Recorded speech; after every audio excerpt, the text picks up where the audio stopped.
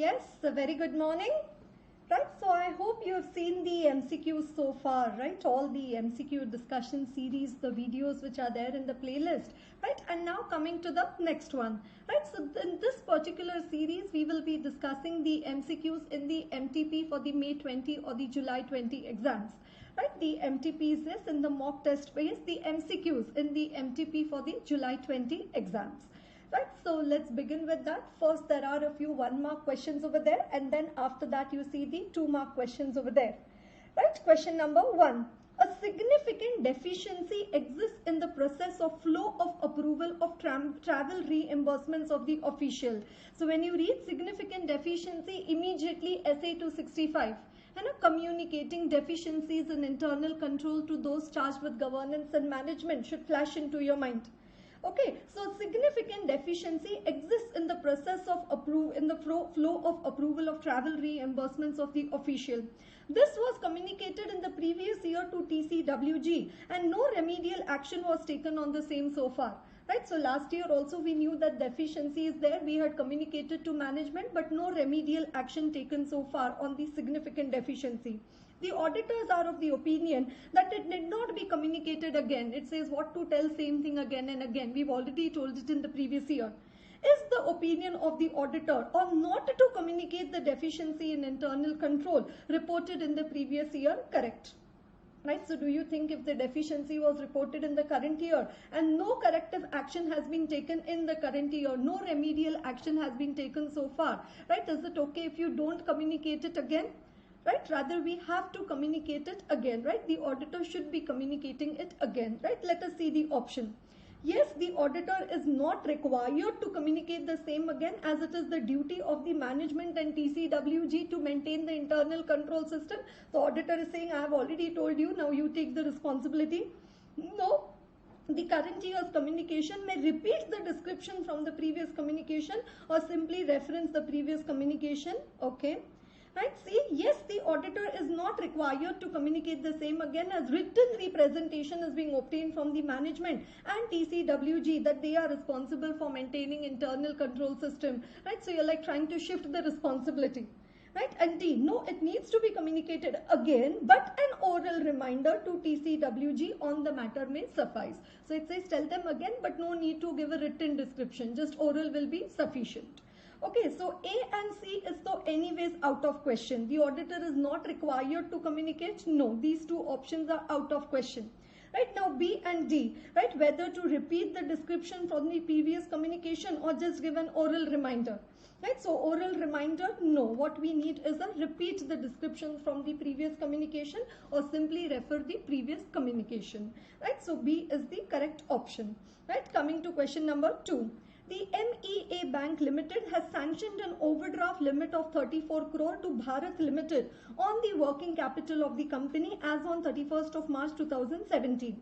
As per the bank norms, the drawing power in the overdraft account needs to be reviewed on a quarterly basis on the basis of the audited stock statement of the company.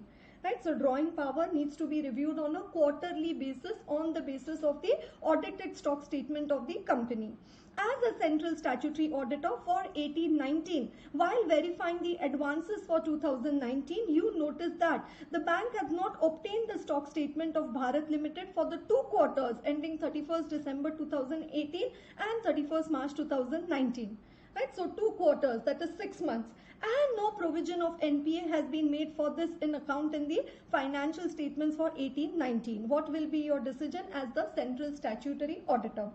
Right, classify the borrower's account as an NPA, as the borrower's financial position cannot be determined due to non-submission of stock statement. Okay.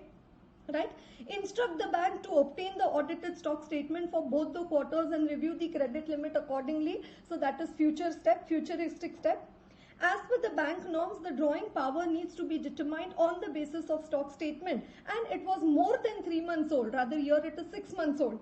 Right, as on 31st of March 2019, so the outstanding in the account will be deemed as irregular. You should give a qualificatory note in the audit report as per SA 700. Right, but we are not talking about the audit report. First, we need to talk over here about what to do of that particular advance. right? So instruct the bank to obtain the audited stock statement that is futuristic. But right now what to do? And let us not go to the audit report. So no A and D over here. Right? Classify the borrower's account as NPA as the borrower's financial position cannot be determined. What do you want to do as such with their financial position? In that specifically want to decide the drawing power. And it needs to be reviewed on the basis of the quarterly stock statement. Right? So again, financial position point not very much up to the mark. Right? And as per the bank norms, the drawing power, now they are talking about the question. And it needs to be determined on the basis of the stock statement, and it was more than 3 months old as on 31st of March 2019. So the outstanding in the account will be deemed as irregular. Right? I always keep on saying in all my videos that MCQ is a matter of deleting the wrong options, of being convinced that why these are the three are the wrong options. Then obviously ultimately what remains would be the correct answer. Right? Let's go further.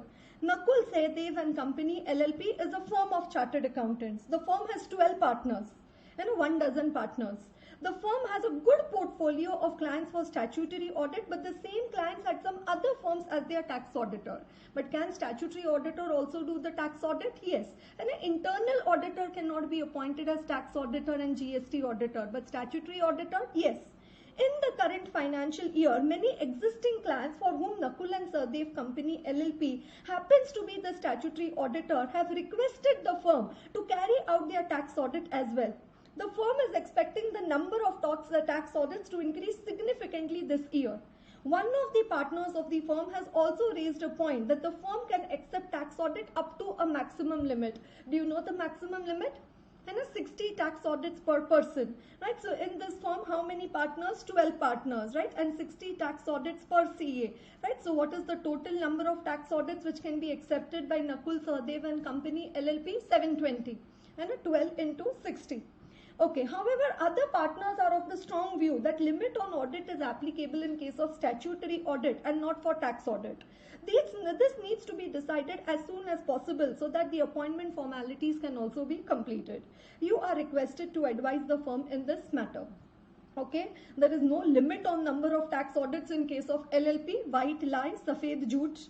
All the partners of the firm can collectively sign 540 tax audit report.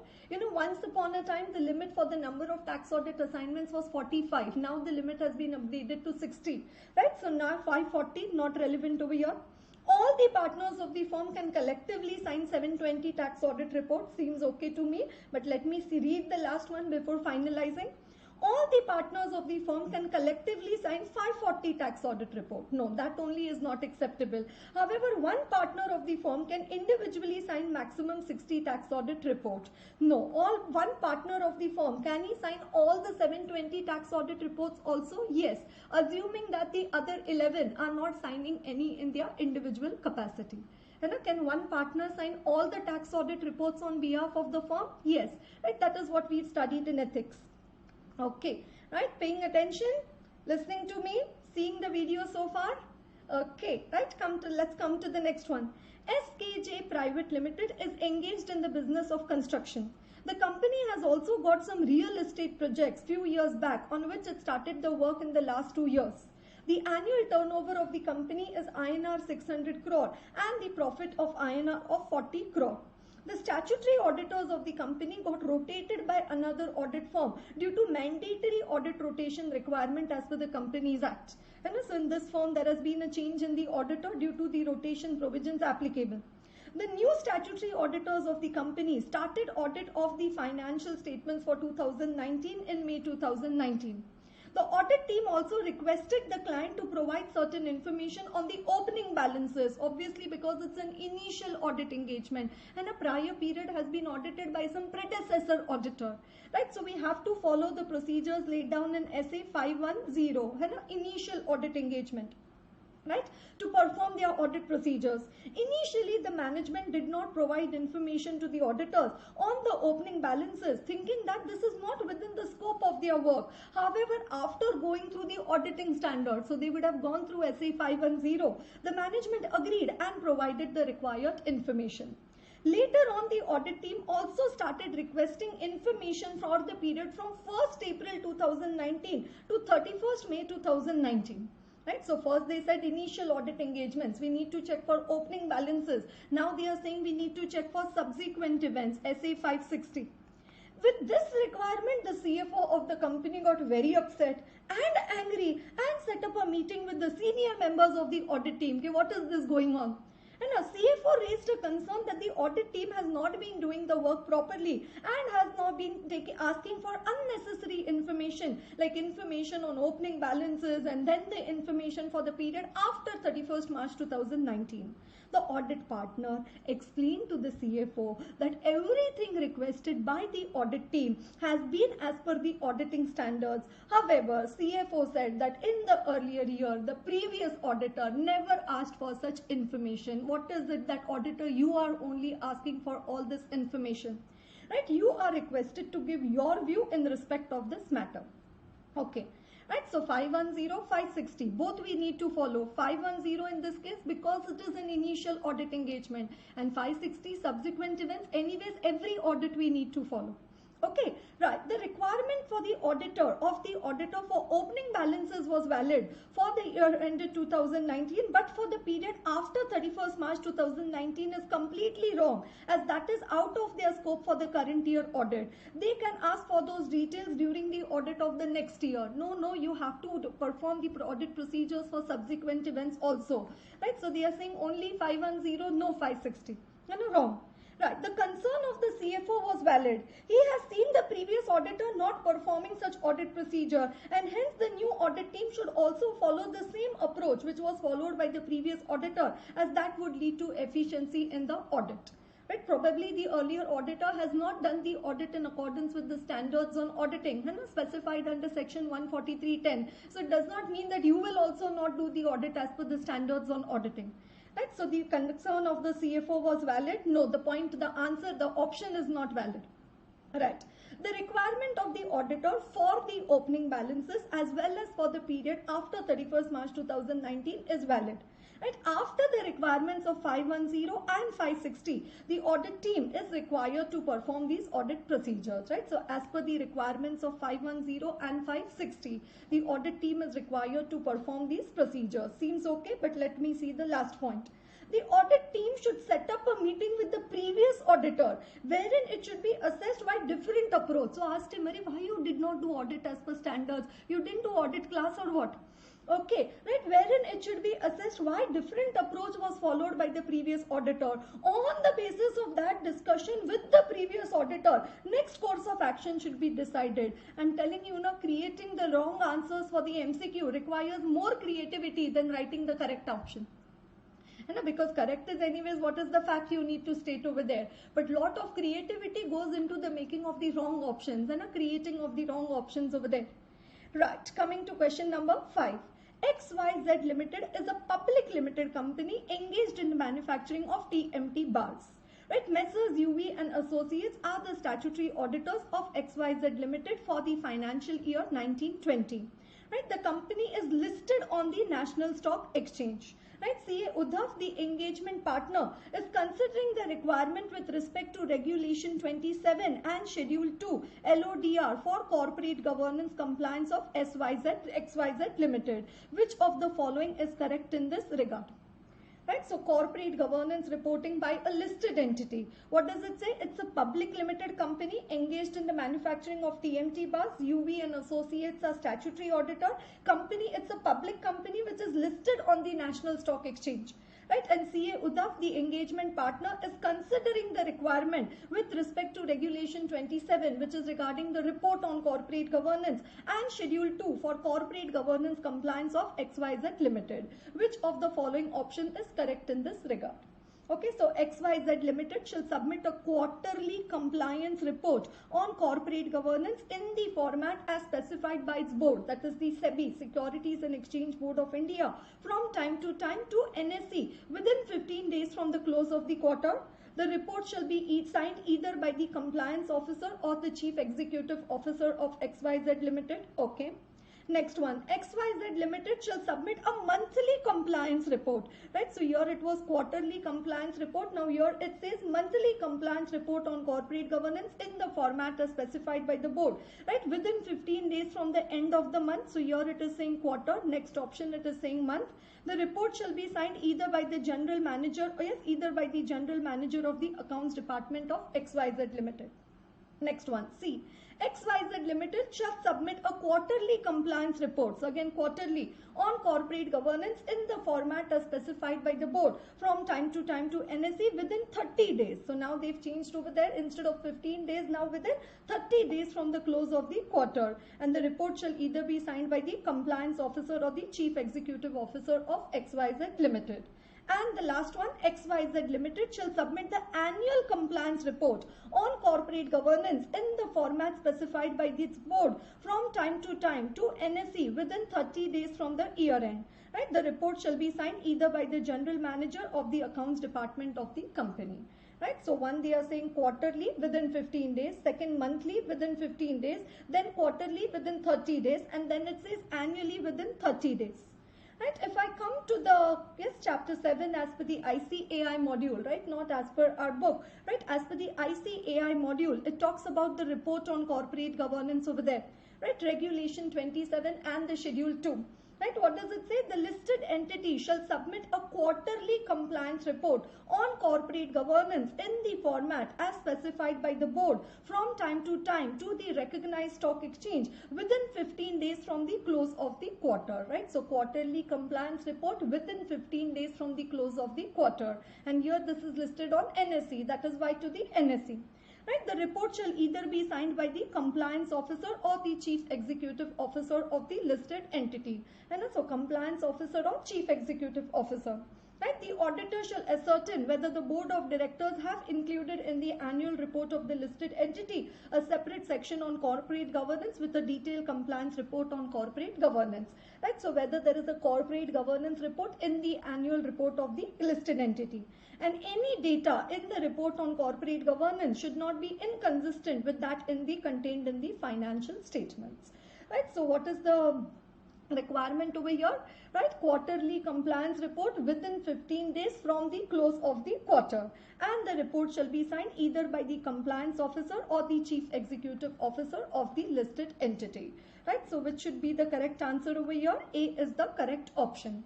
And submit a quarterly compliance report within 15 days from the close of the quarter, and the report shall either be signed either by the compliance officer or the chief executive officer of XYZ Limited. Wonderful.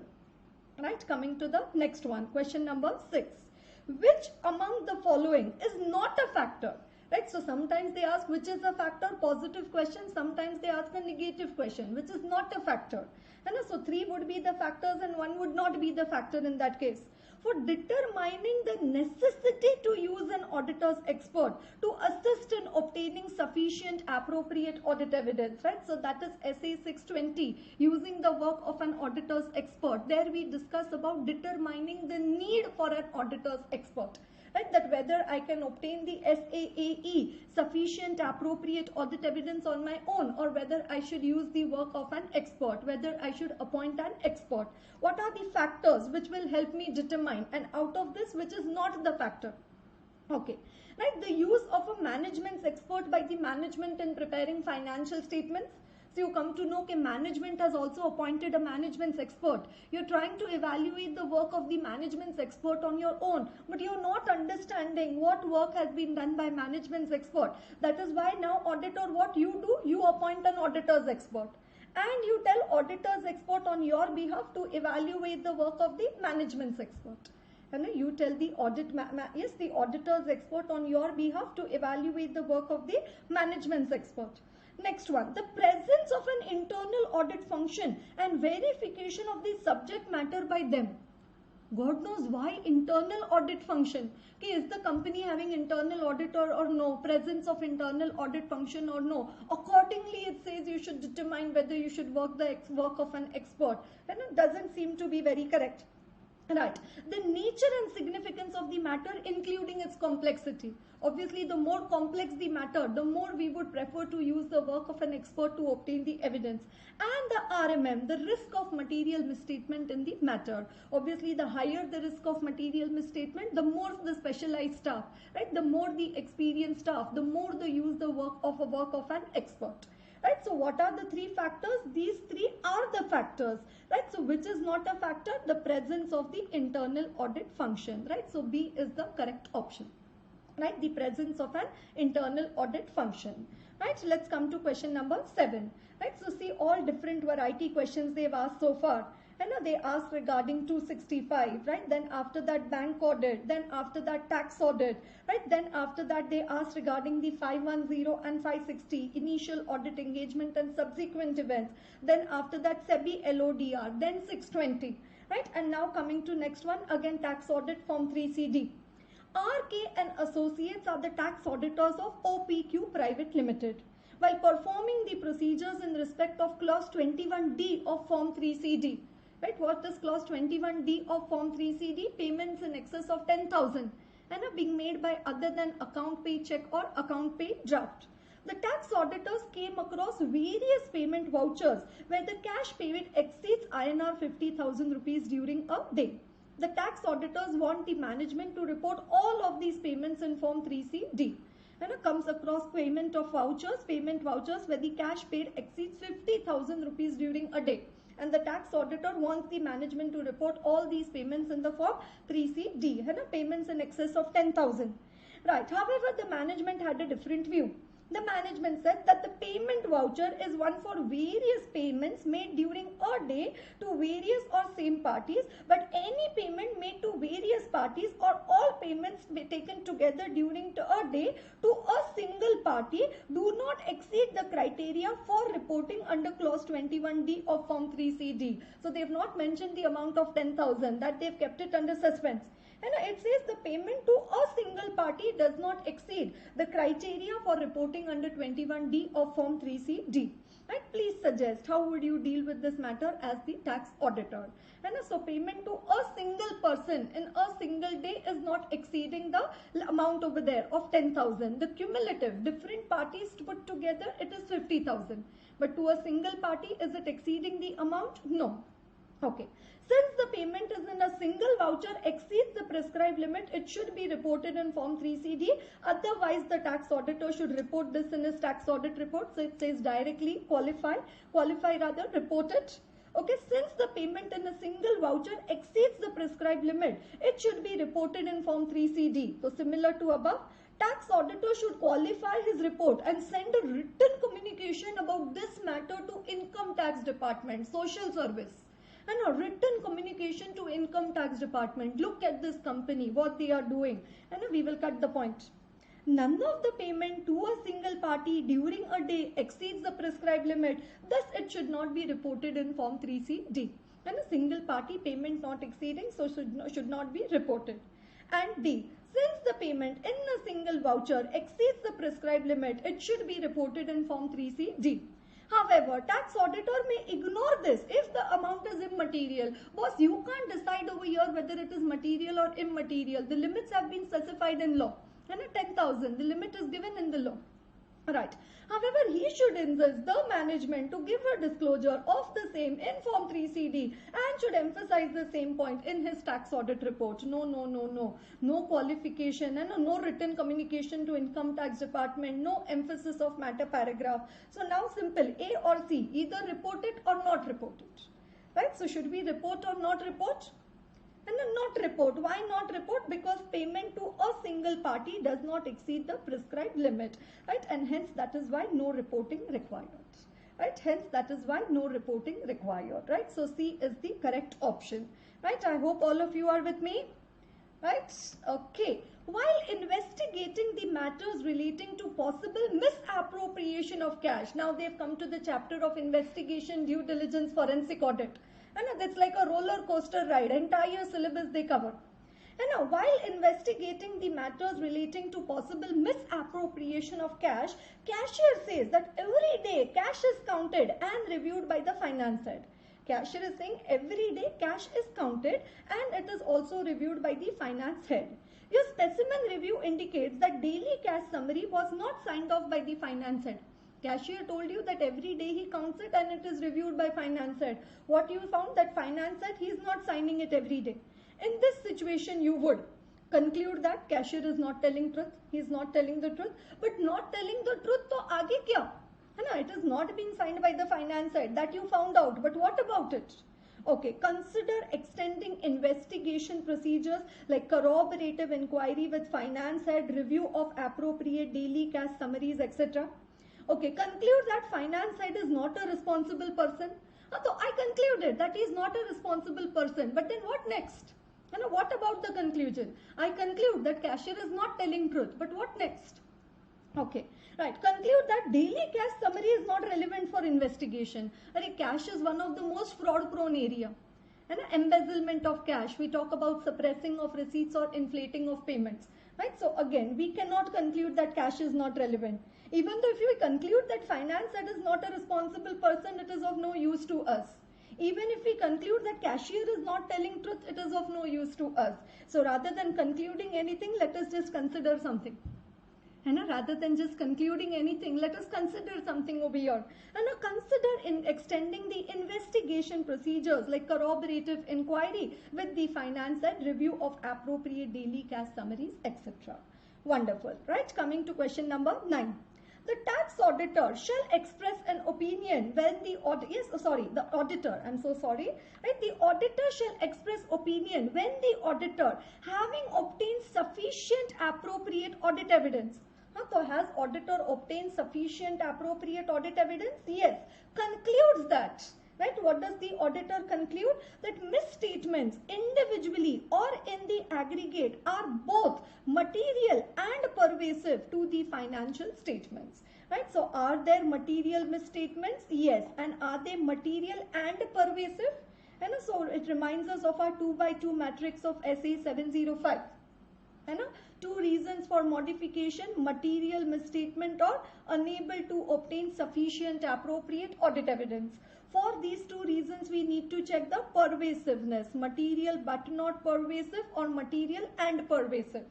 Right? And then material misstatement, material but not pervasive, qualified opinion. Material and pervasive, adverse opinion. Right? Unable to obtain evidence, material but not pervasive, qualified opinion. And unable to obtain evidence, material and pervasive, it would lead to a disclaimer of opinion. Right, so here what does it say? Misstatements individually or in the aggregate are both material and pervasive. Right, so this would lead to an adverse opinion. Right, so no qualified, no disclaimer, no question of clean. And only 3 types are there now. So they had to create a D option. Right, D option, they could have either written some emphasis of matter, other matter, key audit matter, or no reporting required, or clean report. Right, so just a wrong option created over there. Right, so what is the correct option over there? A, adverse opinion. Okay, next one, question number 10. What is the difference between management audit and operational audit? And we study one question, called as management audit and operational audit are complementary and supplementary to one another. And so what is the distinguish between management audit and operational audit? Right, management audit is an audit of the management, whereas operational audit is an audit for the management. Right, in management audit, we check for the quality of managing in the organization, right, evaluating the manager's ability to manage, decision-making audit. Whereas operational audit, we check for the 3 E's, the efficiency, economy, and the effectiveness of the operations in the organization. Efficiency, economy, and effectiveness. Now let us look at the permutation combinations which they have created in the answer. Management audit is concerned with the quality of operation and it is audit for management, as if we have not done the class. ये गलत है. Quality management audit is quality of operations. Wrong combination. Wrong combination. So out. And whereas operational audit is concerned with quality of managing and it is audit of management. Had they written management ke jagah operational and operational ke jagah management, this would have been the correct option. Yes? Understanding? Okay. Next one. Management audit is concerned with quality of managing. Seems sensible so far. And it is audit for management. Out. It is an audit of the management, no management audit. An operational audit is quality of operationals and it is audit of the management. So second half they've done the mistake. Right, C. Management audit is concerned with quality of managing. Okay. And a quality of managing and it is audit of the management. Both look good to me. Right, whereas operational audit is concerned with quality of operations. Wonderful. And it is audit for the management. Now our thinking is matching. And now our thinking is matching. Right, let's see the last one. Management audit is concerned with quality of operations. Out. Right, and it is audit of the management. So ye theek hai कि it is audit of the management, but quality of operations, no, that's not the correct option. Whereas operational audit is concerned with quality of managing, out, and it is audit for the management, no. Right, so right, different permutation combinations they have created over there. Right, so that's the first 10 questions. Right, now let's come to question number 11 to 20, right, which are the integrated case scenario. Right. So just to give you an initial understanding, nowadays they've started with this integrated case scenario. Right. So rather than giving a small question and then the 4 options, a small question and then the options. And so far the 10 questions we've studied, that is in that format. The small question is given or whatever question is given, then there are 4 options. Question is given and then there are 4 options. Now what they do, the entire question ka database, they give it together. And all they compile it together, and then after that cumulative for that entire database they start asking the question, right? That is the concept of integrated case study, right? So all the theory, all the relevant content is put together, and again they combine it from different chapters, right? So that's the integrated case study, right? Let us read it. Right? Always do not spend too much of time in deeply analyzing the content of the theory part. Okay, we have to analyze or understand that part more correctly, which is relevant to our question being asked. So do the first reading, then come to the question, and then whatever is relevant to the question, that part in the case study you focus on. Okay.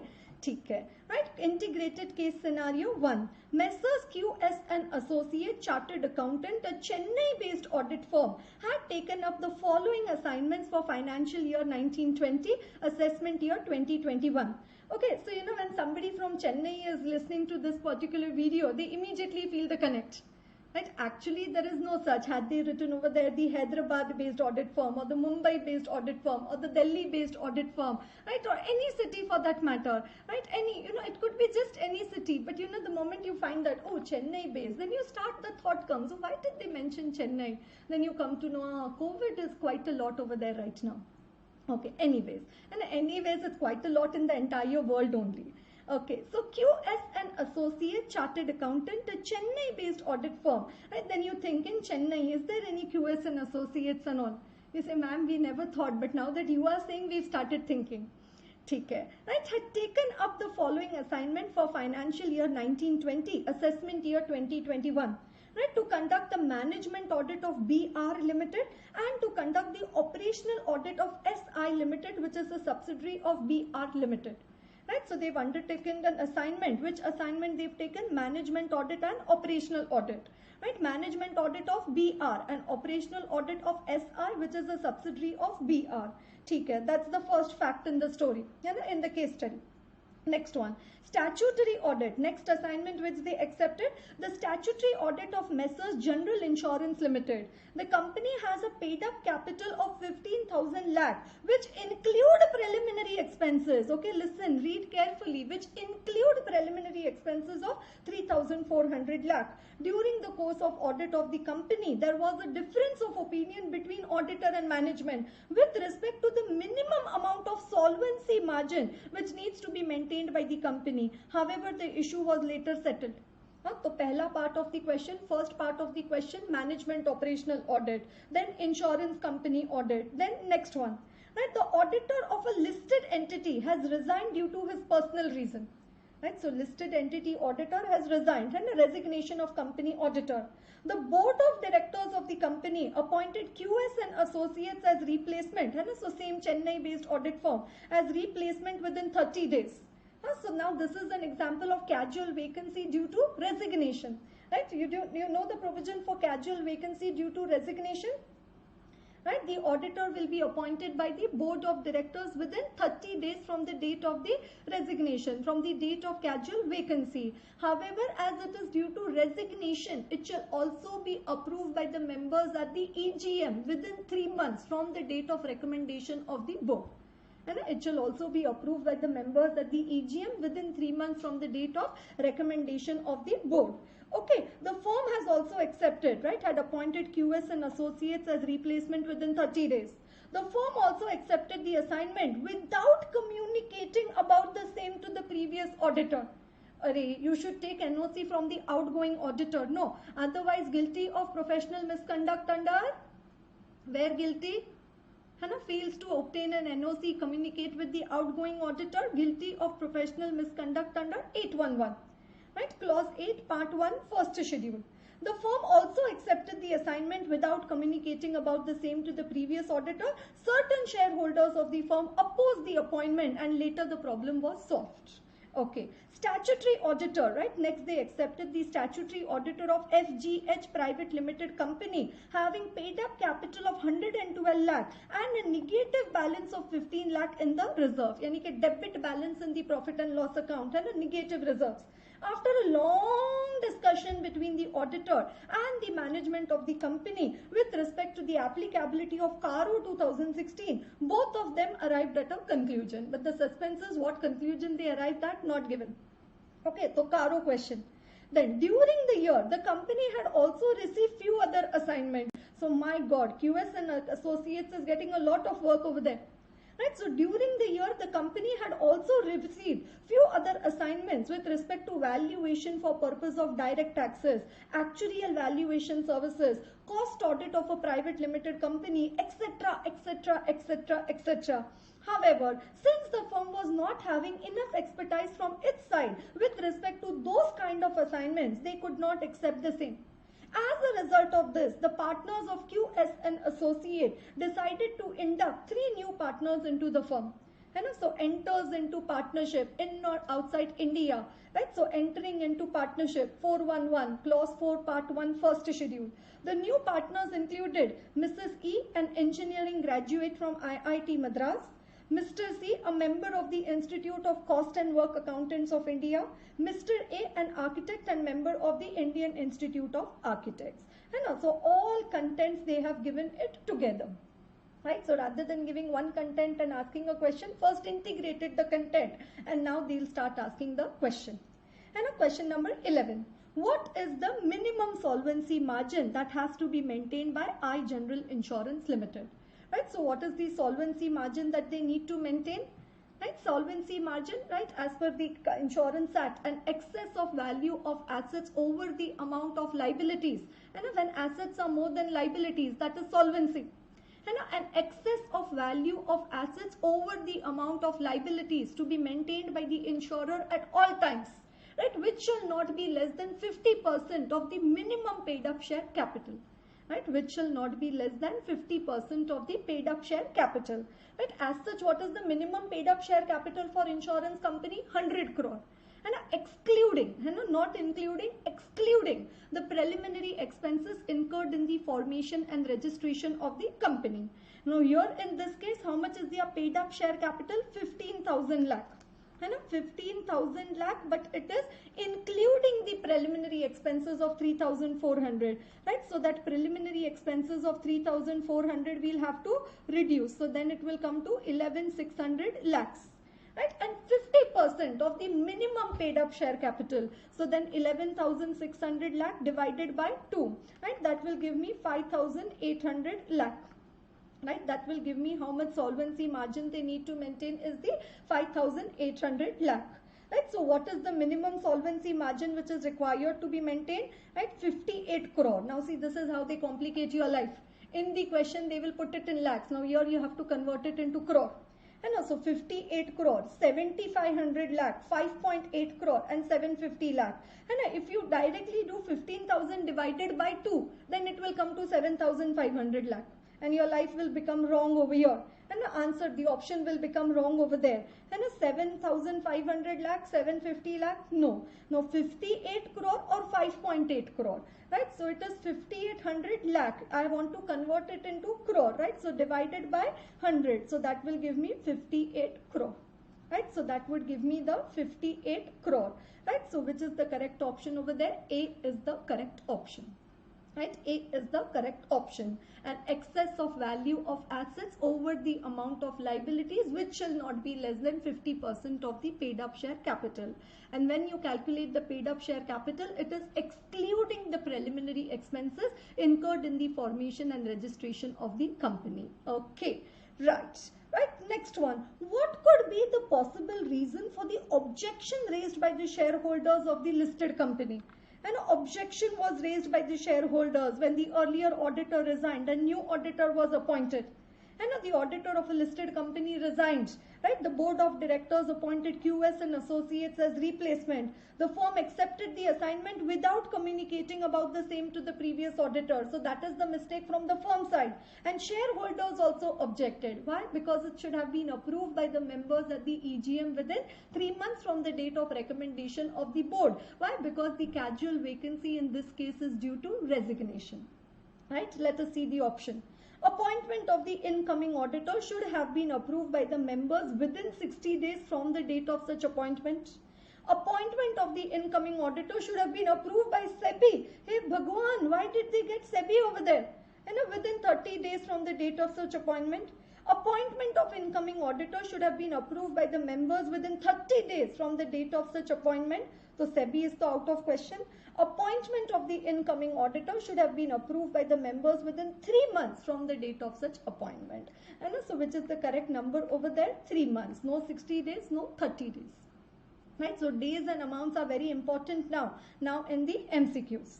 Okay, next one. Looking at the above appointment, what is the appropriate inference which you can make about the professional ethics of QS and Associate Chartered Accountant? And they are guilty of professional misconduct under 712 for being grossly negligent in the conduct of his professional duty. Arey, Rabbi, to work has only not started. Where you are making them, where there is gross negligence. You know what is 712? Does not exercise due diligence or is grossly negligent in the conduct of his professional duties. Right, they are guilty of professional misconduct as per 811 due to non-communication to previous auditor. Seems to be the right one. Okay, they are guilty of professional misconduct as per 812 due to non-communication of previous auditor. If you don't study ethics properly, then you might think of 812. What is 812? Yes, what is 812? Fails to obtain sufficient information which is necessary for expression of opinion or its exceptions are sufficiently material to negate the expression of an opinion. Right, so no 812. What we require over here is 811. And last one, they are not guilty of any professional misconduct. No. They are guilty of professional misconduct under 811. Okay. Next one. Whether CARO is applicable to FGH Private Limited? If so, why? Okay. So, yes, what is the amounts over there? Right, what are the amounts given over there for CARO? Paid up share capital of 112 lakh and a negative balance of 15 lakh, right? So that negative balance and a debit balance in profit and loss account is always required to be deducted from the paid up share capital, always to be reduced.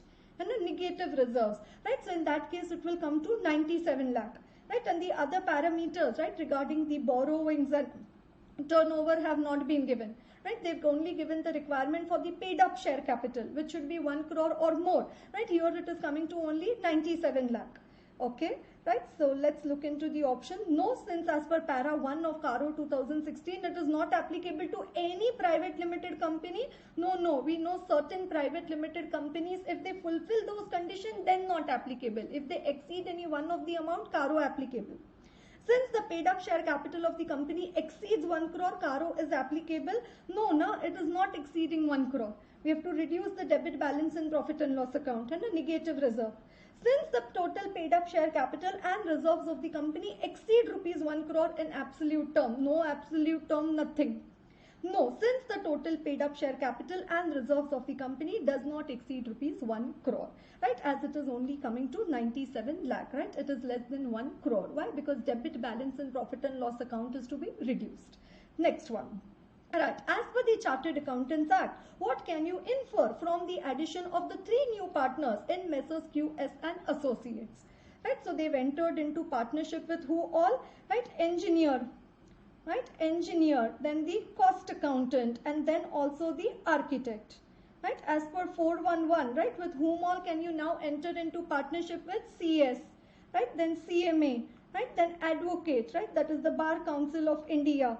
Right, then the architect, right, the architect, right, then the actuary, and also the engineer. And engineer sharing, accepting, and what do you say? So canvassing not allowed, but entering into partnership allowed. With engineer, when we see the list of 2, 3, 4 for 2, 3, 4, 5. Sharing, accepting, partnership, and canvassing. Engineer sharing, accepting, and canvassing not allowed, but entering into partnership allowed. Right, so here they've entered into partnership with engineer, CMA, and architect. Is it allowed? Yes, all these 3 partnerships are not allowed. The firm is guilty under 411 for entering into partnership with persons other than chartered accountant, guilty of partnership with all 3 of them. Okay, the firm is guilty of misconduct under 411. So all cases they are saying 411 only, for entering into partnership with person other than chartered accountant or a member of a professional body. Right, guilty for a partnership with E and A alone, who are engineer and architect. Right, so it says that CMA would be fine. Right, and the firm is guilty again under 411 for entering into partnership with person other than chartered accountant or a member of professional body. Now they are saying guilty for partnership with A and advocate. Right, so engineer and CMA allowed. Right, and the firm is not guilty of any professional misconduct. Right, so all the 3 partnerships are permitted, and that is why the firm is not guilty of any professional misconduct. Right, coming to the next integrated case scenario. Right, so wonderful questions drafted over there. Okay. Right, QRP Life Care Private Limited, the company, or QRP, is engaged in the pharmaceutical. Right, pharmaceutical industry is in the boom, right, waiting for the medicine to come. Okay, right, the company is based in Hyderabad and has an annual turnover of 400 crore. One of the directors of the company did not give the declaration to the company under section 164(2) of the Companies Act 2013 as at 31st of March. Right, what is the declaration under 164 subsection 2? The disqualification of the directors. Whether the directors are disqualified. Right, the auditors of the company have completed their audit for 2018 and are waiting for this declaration. But the management is of the view that they will not be able to receive this declaration. All the other directors have given the required declaration, and the auditors have also verified that. So one of the director has not given the declaration for 164(2). First situation. Second one, QRP Limited had given an advance amounting to 50 crore to its subsidiary RPS on 12th of January 2014 for carrying out certain projects. The net worth of the subsidiary has eroded substantially as on 31st of March 2018, and looking at the future projection, there is no certainty in terms of the profitability of the subsidiary. Right, so they have given an advance to the subsidiary, and the net worth of that subsidiary has eroded, and also there is no certainty about the profitability. So the advance given to the subsidiary, the recoverability of that is doubtful over here. And the recoverability of the advance given to the subsidiary company. Next one, QRP has a subsidiary SPS Limited. So one subsidiary RPS, another subsidiary SPS, right, in UK. The company has outstanding trade receivable amounting to INR 10 crore from SPS. QRP has observed that there have been some FEMA non-compliances on the part of QRP, but the management has an action plan which have been initiated, and the basis of which management is sure that the non-compliance would be done good and there would be no penalty on the company. In case the penalty arises, the impact would be significant for QRP. The auditors of QRP have evaluated this matter by involving a regulatory matter expert and also agree with the management view. Right, so some FEMA non-compliance, but management is positive about the same, and they've also taken an expert opinion for the same. Next one, QRP was using a customized ERP package up to 31st March 2018. However, with effect from 1st April 2018, QRP moved on to SAP ERP package, considering the increase in the size of operations of QRP. The auditors of QRP are of the view that for the financial year 19, being the first year of SAP implementation, no work on IT controls would be required, and they are also evaluating to qualify the report on IFC, because on the basis of their experience on other clients in the past, where the IT controls in the first year of ERP implementation were very weak. Right, so they are saying it's your first year, so this year we are not going to review, and generally we know that first year there is a problem, so we are going to directly qualify the report, no checking, nothing. And no work on IT control would be required because it will take its own time. On the basis of the above mentioned facts, you are required to answer the following MCQ. And the one integrated MCQ, they created it from the viewpoint of the CA firm, and QS and Associates, and now one they've created it from the viewpoint of a company. Okay, so now let's look into the question. Right, how should the auditors of QRP deal with the matter relating to non-receipt of declaration under 164(2) of the Companies Act? Right, so one of the director has not given the declaration. Right, auditors may perform alternative audit procedures in respect of non-receipt of declaration. If the auditors have been able to verify that all directors except one have given the required declaration as per the Companies Act, then it should be ignored by the auditor on the basis of materiality. Where materiality and where to ignore? Each director independently you need to mention, no, you have to consider each of the director ka declaration, right, whether they are disqualified or no. So you can't ignore it on the grounds of materiality. Okay. There is no reporting implication due to non-receipt of declaration under 164(2) from just one director. It says, what are you making an issue about? It is just one director who is not given the declaration. Accordingly, the auditor should issue clean report in respect of this matter. However, the auditor should insist the management to provide this declaration later on. Okay, right now we'll issue clean report, later on you give it to us. No such adjustment to be done. No adjusting CA. You have to be an associate CA, right? Associate chartered accountant or a fellow chartered accountant. Auditor would need to report this matter in their main report. Right? So as a matter of fact, auditor, you need to report this matter in your main report. Right? So alternative procedures, no, we have to obtain the declaration itself. Right? So auditor would need to report this matter in their main report. Right? So this will come under 143.3. 143.3, information proper, branch books, AS adverse, directors maintenance, right? So that directors over there, right? It is regarding the whether any of the directors of the company are disqualified under section 164(2). Right? We write on the basis of written representation and the declarations received from the directors. Right? So here we will have to mention this in our main report. Right? Coming to the next one, question number 17. How should the auditors of QRP deal with the matter relating to the erosion of net worth of RPS? Is there any reporting implication for the same? One of the subsidiary to whom they've given an advance, that subsidiary net worth is eroded. Right? So what would be the implication? How would the auditor of QRP deal with the matter? In respect of QRP, there is no reporting implication on the part of auditor of QRP due to erosion in the net worth of RPS, that is the subsidiary. This matter would be relevant for the auditor of RPS. But QRP has given an advance. No, you can't say that this matter is not relevant for QRP only. Okay. In respect of QRP, auditors of QRP would need to give an emphasis of matter paragraph in their report, considering the uncertainty involved relating to profitability of RPS. Right? So they are saying put it in emphasis of matter paragraph. Then in respect of QRP, the auditors of QRP, right, would need to give qualification in respect of non-recovery of advances from RPS if the adjustment entry is not recorded in the books. So it says the management should give an provision over there. This advance, the recoverability is doubtful. And if the management does not make a provision for the same, then auditor needs to qualify his report. Okay. And D option, in respect of QRP, auditor of QRP would need the management to include a note in the financial statements of QRP explaining about the recoverability of advances. Boss, if note deke thodi chalega, you'll have to make a provision, because there is a doubt regarding the recoverability of the advances.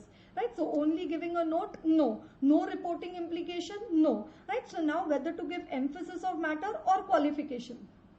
right? Whether to give an EOM or whether to give a QO, that is a qualified opinion, right? So this point it says would need to give a qualification in respect of non-recovery of advance from RPS if the adjustment entry is not recorded. It seems to be more correct. If they record the adjustment entry, then there is no need for a qualification. But if they don't make the adjustment, then auditor, you will have to qualify your opinion. Right, I'm very happy with all of you, those who are seeing the video so far, right? You're on the right track, right? Super. Right, coming to question number 18. So that does not mean you will not see the rest. You will complete the entire video now. Okay. Please suggest the way. See, they tell you, please suggest the way auditors have handled the matter relating to FEMA non-compliance. Is it appropriate or not? Right, auditors didn't handle this matter appropriately. Auditors should have informed about this matter to RBI. I don't know what you inform to SEBI and inform to in written communication to Income Tax Authority. Now they're saying inform to RBI. Within a period of 30 days from the date this matter came to their knowledge, as if you've come to know about a fraud in the company and you have to report it to the central government. So here you've come to know about FEMA non-compliance. Right, auditors handled this matter appropriately. The management would need to include this matter in the notes to accounts to the financial statement. Okay, auditor handled this matter appropriately, but they would also need to include a modification in their report because of the impact of penalty if levied can be material. Now, so it is not certain. It is if levied can be material. Right, an auditor could have handled this matter in a better manner. It says, the question is, has the auditor handled the matter? So first they say didn't handle, then they say handled. Now they say last one over there, could have handled the matter in a better manner by also involving a tax expert, because this might result in a penalty and that may have some taxation impact for the company. Now where they have come to the tax impact and all, just a filler point over there. Right, so now between these two, an auditor handled this matter appropriately, but the management would need to include this matter in the notes. An auditor handled this matter appropriately, but they would also need to include a modification in their report because the impact of the penalty if levied. Now, right now we don't know whether the penalty will come or no. If it comes and if it is not recorded, then auditor you'll have to qualify. But right now you don't need to qualify, right? So auditors handled this matter appropriately. The management would need to include this matter in the notes to account to the financial statements, right? So B is the correct option. Right, coming to 19. QRP has been preparing consolidated financial statements. So they have been preparing, but they do not consolidate financial statements of SPS every year. In our question integrated case study, they have given two subsidiaries, RPS Limited and second is SPS Limited, which is in UK. So they are saying SPS is not being consolidated. Right, QRP has been preparing consolidated financial statements, but they do not consolidate financial statements of SPS every year. Why do they not consolidate SPS every year? This is because the financial year followed by SPS is January to December as against April to March followed by QRP. Right? The auditors have also been fine with this position of the management of QRP year on year. Please suggest. Right? So they are saying it's okay. Unka accounting year alag hai, tumhara alag hai, different accounting years both of you are following, so don't consolidate. Your view is correct. Auditors are also fine. Right? A. QRP needs to prepare consolidated financial statements by also consolidating SPS. In case this is not done, the auditor needs to qualify their report on consol. Okay. QRP needs to prepare consolidated by consolidating SPS. In case this is not done, the auditor needs to give an emphasis of matter paragraph. So always the conflict is between qualified and emphasis of matter paragraph. Okay, QRP's management view is right because SPS is a foreign company and hence no consolidation may be done while preparing consolidated financial statements in India. Let's not talk about it further. A foreign company, that is why not consolidate. There is no logic behind that. And auditors of QRP, they are giving such an important suggestion to auditor, should have done materiality assessment in respect of non-consolidation of SPS in the console. The auditor should ask the management to include a note and also take the management representation letter for the same. And you should have done materiality assessment. What is the use of doing materiality assessment? It should have been included in the consolidated financial statements itself. And if not included, then what to do? Qualified or emphasis of matter?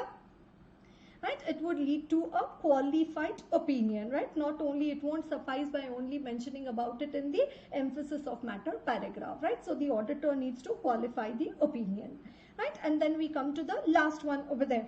As an expert, they are saying, auditor, you are expert, student, you are expert. What will be your advice about the view of the auditor of QRP regarding not testing IT controls in the first year of SAP implementation and evaluating the qualification in IFC report?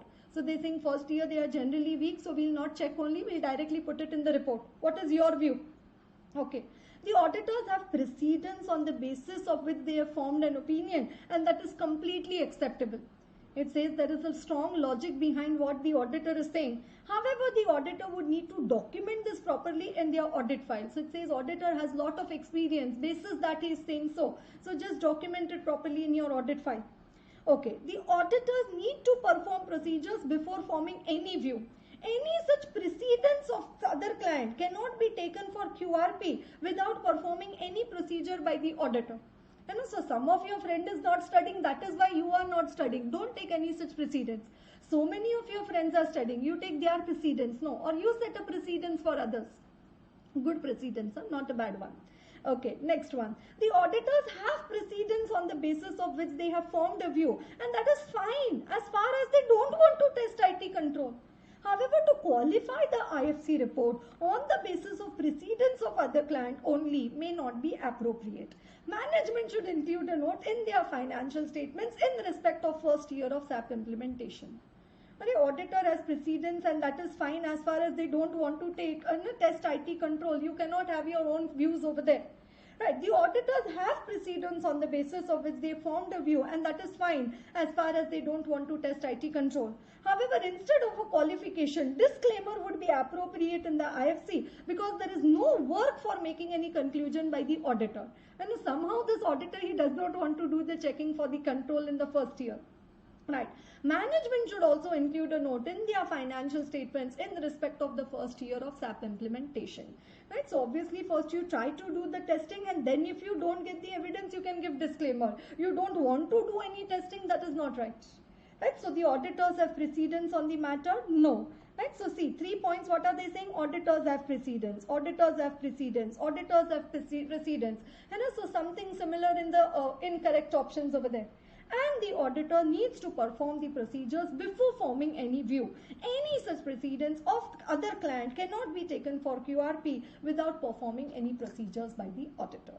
Right, so that completes our discussion for the 20 MCQs, right, which are there in the MTP for the July 20 exams, right. Thank you so much.